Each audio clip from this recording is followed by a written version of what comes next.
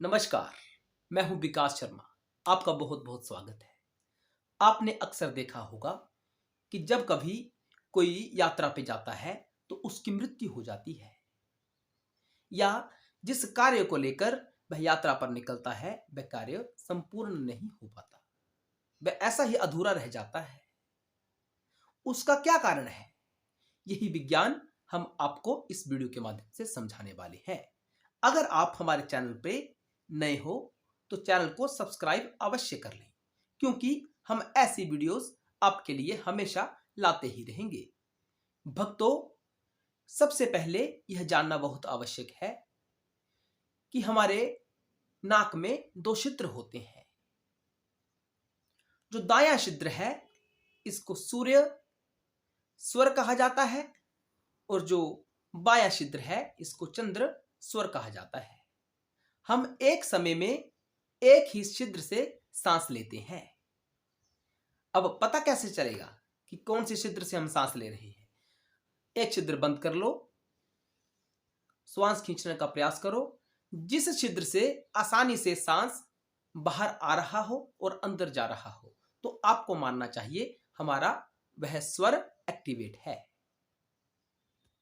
यह ईड़ा स्वर कहलाता है, यानी चंद्र स्वर। यह पिंगला स्वर कहलाता है, यानी सूर्य स्वर। मैं आपको एक ऐसी विधि बताने वाला हूं, अगर उस स्वर के अनुसार, उस विधि के अनुसार आप यात्रा करते हैं तो आपका कभी भी एक्सीडेंट नहीं होगा, आपकी कभी मृत्यु नहीं होगी, और जिस कार्य को लेकर आप यात्रा पर जा रहे हैं वह कार्य आपका अवश्य लाभकारी रहेगा, वह अवश्य संपूर्ण रहेगा। यह मैं दावे के साथ कह सकता हूं, क्योंकि यह विज्ञान स्वयं परमात्मा शिव ने देवी भगवती को प्रदान किया था। उन्होंने कहा कि हे देवी, जब हमारा सूर्य स्वर चल रहा हो, यानी जब हमारा श्वास इस नाक से चल रहा हो, सज्जा हाथ, सज्जा स्वर, तो हमें कभी भी दक्षिण और पश्चिम की तरफ यात्रा नहीं करनी चाहिए। और जब हमारा चंद्र स्वर चल रहा हो, यानी ईड़ा स्वर चल रहा हो, तो कभी भी पूर्व और उत्तर की तरफ यात्रा नहीं करनी चाहिए। अब करें क्या? जब भी आप कभी यात्रा पर निकलो, सबसे पहले अपना स्वर जांच कर लो कि कौन सा स्वर चल रहा है।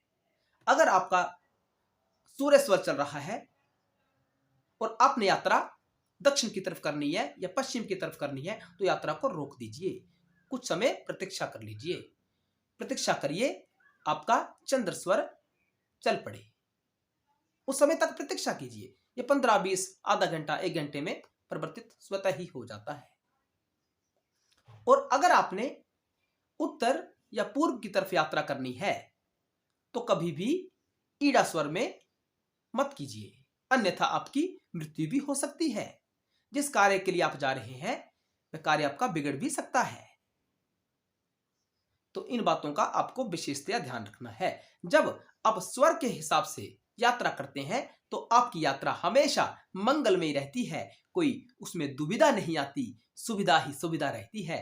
आपके सभी कार्य मनोरथ संपूर्ण हो जाते हैं। यह शिव का वाक्य है। हर हर महादेव। ओम नमः शिवाय।